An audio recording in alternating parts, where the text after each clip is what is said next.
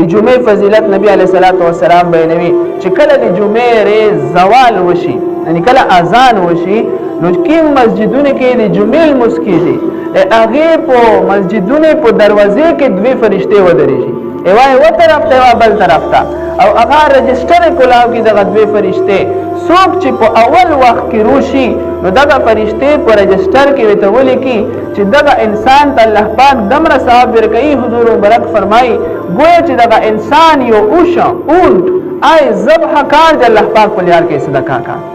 او څوک چې دویم نمبر د جمعې لمونځ ته روشي حضور مبارک فرمایي چې الله پاک ته دمر ثواب ورکوي چې گویا چې دی غو ذبح کړه الله پاک د لار کې صدقه کړه او څوک چې دریم نمبر کې روشي گویا چې دغه انسان ګډ ذبح کړه او د الله پاک په لار کې صدقه کړه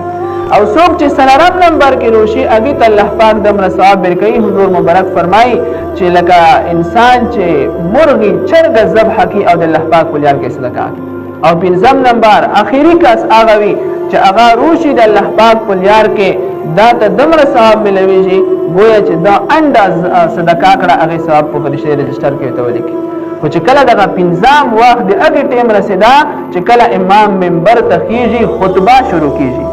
نو دې وجه نه چې کله بیا فرشتي رجستر یعنی امام خطبه سٹارټ کوي فرشتي خپل رجستر باندې کی بس هغه روشي چې کله خطبه سٹارټ شي نو د فرشتي ها خطبه طرف ته متوجي شي خطبه اوري